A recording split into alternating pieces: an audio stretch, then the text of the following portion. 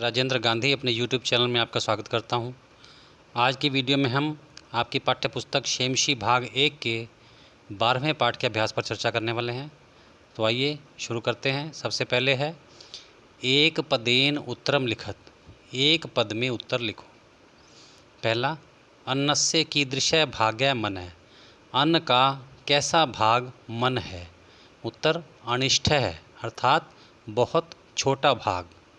मथ्यमानस्य दध्नः अनिष्ठः भाग्य किम भवति, मथे हुए दही का सबसे छोटा भाग क्या होता है, सबसे सूक्ष्म भाग क्या होता है।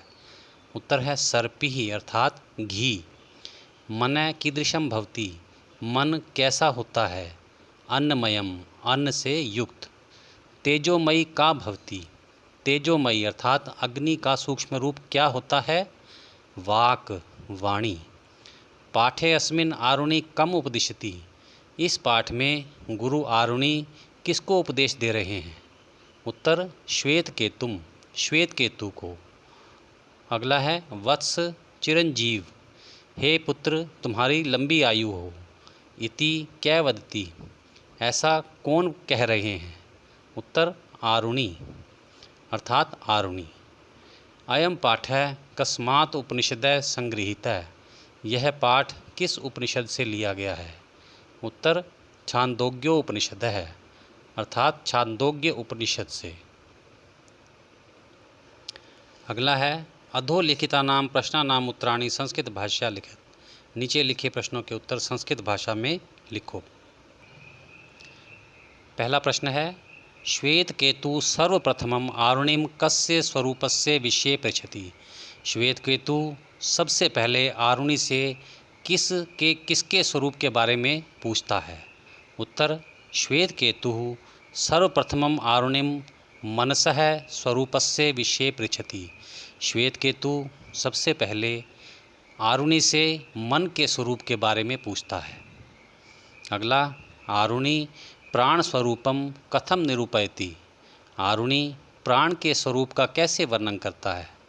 उत्तर आरुणि प्राण स्वरूपम निरूपयति, आरुणि प्राण के स्वरूप का वर्णन करते हुए कहता है पीता नाम अपाम यो अनिष्ठः स प्राणः इति, पिए हुए जल का जो सबसे सूक्ष्म रूप है वह प्राण है। अगला है मानवा नाम चेतांसी कीदृशानि भवन्ति, मानवों के मन कैसे होते हैं। उत्तर मानवाः यादृशम् अन्नम गृह्णन्ति तेषां चेतांसी अपि तादृशानि भवन्ति, मानव जैसा अन्न ग्रहण करते हैं वैसे ही उनके मन भी होते हैं। अगला है सर्पिः क्या भवति, घी क्या होता है। उत्तर मथ्यमानस्य दध्नः यो अणिमा स ऊर्ध्वः समुदिशति तत्सर्पिः भवति, मथे हुए दही का जो सूक्ष्म रूप ऊपर तैरता है वह घी होता है। अगला, आरुणेः मतानुसारम मनः कीदृशं भवति, गुरु आरुणि के मतानुसार मन कैसा होता है। उत्तर आरुणेः मतानुसारम मनः अन्नमयम भवति, आरुणि के मतानुसार मन अन्न से युक्त होता है अर्थात अन्नमय होता है। अगला है अस्तंभस्य पदानि बस्तंभेन दत्तै पदै सह यथा योग्यम योजत, अस्तंभ में दिए गए पदों को बस्तंभ में दिए गए पदों के साथ जोड़ो। तो सबसे पहले है मन है, मन कैसा होता है। अन्नमयम, अन्नमय अर्थात अन्न का सूक्ष्म रूप होता है। अगला है प्राण है, प्राण कैसा होता है। आपोमय, जल का सूक्ष्म रूप। वाक, वाणी कैसी होती है। तेजोमयी, अग्नि का सूक्ष्म रूप।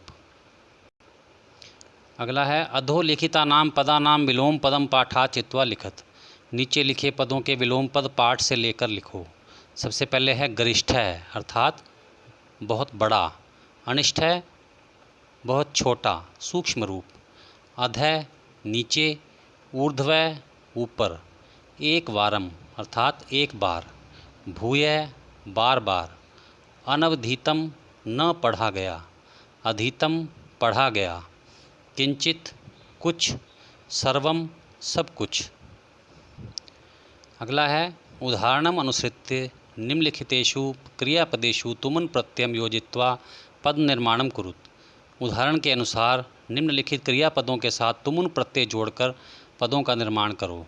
सबसे पहले है प्रच्छ जमा तुमुन प्रत्यय, तो इससे नया शब्द क्या बनेगा? प्रष्टुम, अर्थात पूछने के लिए। श्रु जमा तुमुन श्रोतुम, सुनने के लिए। वंद जमा तुमुन वंदितुम, वंदना करने के लिए। पठ जमा तुमुन प्रत्यय पठितुम, पढ़ने के लिए। क्री जमा तुमुन कर्तुम, करने के लिए। वी जमा ज्ञा जमा तुमुन प्रत्यय विज्ञातुम, जानने के लिए। अगला है वी जमा आ जमा ख्या जमा तुमुन प्रत्यय व्याख्यातुम, व्याख्या करने के लिए। अगला है निर्देशानुसारम रिक्त स्थानानि पूरयत, निर्देश के अनुसार रिक्त स्थान भरो। पहला अहम किंचित प्रष्टुम इच्छामि, मैं कुछ पूछना चाहता हूँ। यहाँ हमने निर्देश के अनुसार इच्छ धातु के लट लकार का उत्तम पुरुष एक वचन भरा है, क्योंकि यहाँ पर अहम उत्तम पुरुष एक वचन में है, इसलिए हमने उत्तम पुरुष एक वचन लिया है, इच्छामि। अगला है मनः अन्नमयम भवति, मन अन्नमय होता है। यहाँ भू धातु के लट लकार का प्रयोग किया गया है। सावधानम शृणु, सावधान होकर सुनो। शृणु में श्रु धातु का लोट लकार है। अगला तेजस्वी नौ अधीतम अस्तु, हम दोनों के द्वारा पढ़ा गया तेजस्वी हो। अस्तु में अस धातु लोट लकार का प्रयोग है। अगला श्वेत केतु आरुणे शिष्य आसीत, श्वेत केतु आरुणि का शिष्य था। आसीत में अस धातु के लंग लकार का प्रयोग किया गया है। अगला है उदाहरणम अनुसृत्य वाक्यानि रचयत, उदाहरण के अनुसार वाक्यों की रचना करो। पहले उदाहरण है अहम स्वदेशम सेवितुम इच्छामि, मैं अपने देश की सेवा करना चाहता हूँ। तो इसी प्रकार हमने और वाक्य बनाए हैं।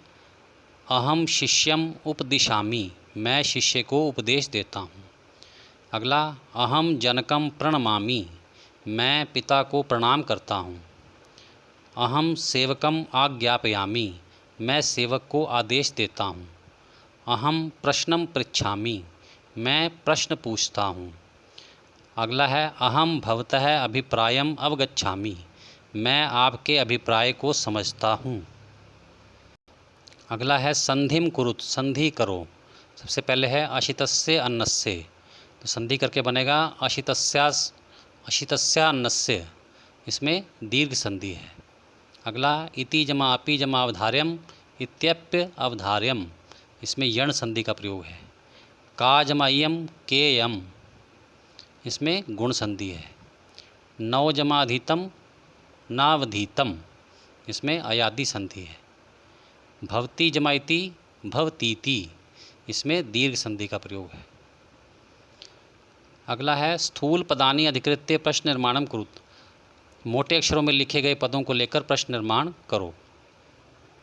पहला है मथ्य मानस्य दधनय अणिमा ऊर्ध्वम समुदिशति, मथे हुए दही का सूक्ष्म भाग ऊपर की ओर तैरता है। तो इसका प्रश्न बनेगा कस्य दधनय अणिमा ऊर्ध्वम समुदिशति, किस दही का सूक्ष्म रूप ऊपर तैरता है। मथ्य मानस्य के स्थान पर आ जाएगा कस्य और अंत में प्रश्नवाचक चिन्ह। इसी प्रकार भवता घृतोत्पत्ति रहस्यम व्याख्यातम, आपके द्वारा घी की उत्पत्ति का रहस्य बताया गया। तो यहाँ प्रश्न बनेगा केन घृतोत्पत्ति रहस्यम व्याख्यात्यम, किसके द्वारा घी की उत्पत्ति का रहस्य बताया गया। अगला है आरुणिम उपगम्य श्वेत केतु अभिवादयति, आरुणि के पास जाकर श्वेत केतु अभिवादन करता है। तो इसका प्रश्न बनेगा आरुणिम उपगम्य कह अभिवादयति, आरुणि के पास जाकर कौन अभिवादन करता है। अगला श्वेत केतु वाग विषय पृच्छति, श्वेत केतु वाणी के बारे में पूछता है। प्रश्न बनेगा श्वेत केतु कस्य विषय पृच्छति, श्वेत केतु किसके बारे में पूछता है। अगला प्रश्न है पाठस्य सारांशम पंचवाक्ये लिखित, पाठ का सारांश 5 वाक्यों में लिखो। पहला वाक्य है अस्मिन् पाठे आरुणि श्वेत केतोः प्रश्नानाम उत्तराणि ददाति, इस पाठ में आरुणि शिष्य श्वेत केतु के प्रश्नों का उत्तर देता है। अगला है मन है अन्नमयम भवति, मन अन्न का सूक्ष्म रूप होता है। अगला प्राण है आपोमय भवति, प्राण जल का सूक्ष्म रूप होता है। अगला वाक तेजोमयी भवति, वाणी अग्नि का सूक्ष्म रूप होता है। अगला वाक्य है मानवः यादृशम अन्नम गृह्णाति तादृशमेव तस्य चित्तादिकम भवति, मानव जैसा अन्न ग्रहण करता है वैसा ही उसका मन होता है। प्यारे बच्चों, इसी के साथ आज का वीडियो समाप्त होता है। अगर आपने इस चैनल को सब्सक्राइब नहीं किया है तो अवश्य कर लें। धन्यवाद। आप सबका कल्याण हो।